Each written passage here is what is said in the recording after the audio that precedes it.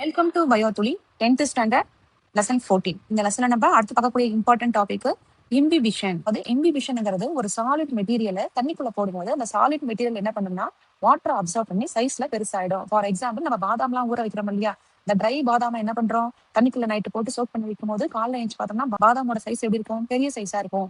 ஓகேவா? அப்ப என்ன பண்ணுது, அந்த பாதாம தண்ணியை ஃபுல்லா சக் பண்ணி உறிஞ்சி சைஸ்ல பெருசாயிடுது.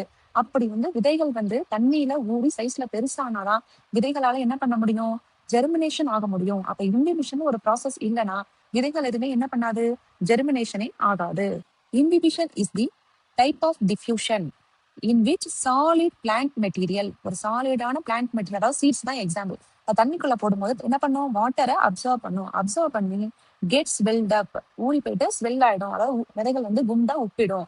Example, absorption of water by dry seeds and grapes. Dry grapes, dry sweets எல்லாம் தண்ணிக்குள்ள போட்டோம்னா என்ன பண்ணுது, தண்ணியை அப்சர்வ் பண்ணி சைஸ்ல உப்பிடுது.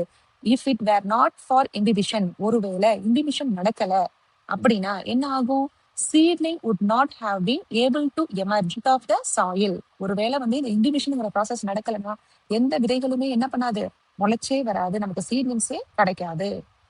அடுத்த இம்பார்ட்டன்ட் டாபிக் பாத்தீங்கன்னா டைப்ஸ் ஆஃப் சர்க்குலேட்டரி சிஸ்டம். அதாவது 2 டைப் ஆஃப் சர்க்குலேட்டரி சிஸ்டம் இருக்கு. ஒன்னு ஓப்பன் டைப், இன்னொன்னு க்ளோஸ்டு டைப்னு சொல்லுவோம். ஓப்பன் டைப் அப்படின்னா என்ன அர்த்தம்னா, இப்ப நமக்குலாம் ரத்தம் பார்த்தோம்னா பிளட் வெசல்ஸ்குள்ள ஓடுது, ஆர்டரி, வெயின்ஸ், கேபிலரிஸ்குள்ள ஓடிட்டு போச்சு.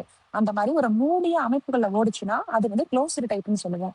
ஓப்பன் டைப்னு சொல்லும் போது அந்த மாதிரி பிளட் வெசல்ஸ் எல்லாம் எதுவுமே இல்லாம அனிமல்ஸோட உடம்புல அங்கங்க சின்ன சின்ன குழி இருக்கும், கெனல்ஸ் இருக்கும், பள்ளம் இருக்கும். அந்த பள்ளத்துக்குள்ளதான் ரத்தம் என்ன பண்ணுனா தேங்கி நிற்கும். ஓகேவா? அதுல ஃபர்ஸ்ட் டைப் பாருங்க, ஓப்பன் டைப் கொடுத்திருக்காங்க.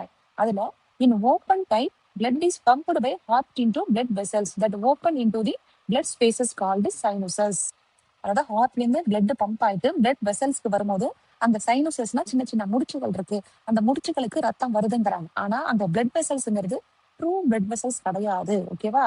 பிளட் வெசல்ஸ் மாதிரி ஒரு அமைப்பு. ஓகேவா? அதுல இருந்து அந்த சின்ன சின்ன முடிச்சுகள் கேவிட்டிஸ்ல அந்த ரத்தம் தேங்கி நிக்குது. The sinuses are the body cavities, அந்த சின்ன சின்ன பள்ளங்கள் இருக்கு, விச் ஆர் கால்டு ஹீமோகோயில்.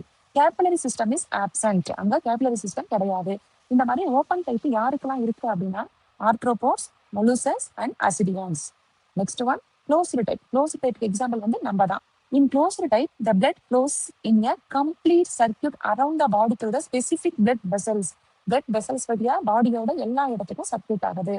இப்ப நமக்கு பிளட் எங்கெங்கெல்லாம் ஃப்ளோ ஆகுதா, ஃபர்ஸ்ட் ஆர்டரிக்கு வரும், ஆர்டரில இருந்து வெயின்ஸுக்கு வரும், அதுக்கப்புறம் எங்க வரும், ஸ்மால் பிளட் வெசல்ஸ் ஆன கேபிலரிஸ்க்கு ரத்தம் வரும். எக்ஸாம்பிள் யாருன்னா வெர்டிபிரேட்ஸ்.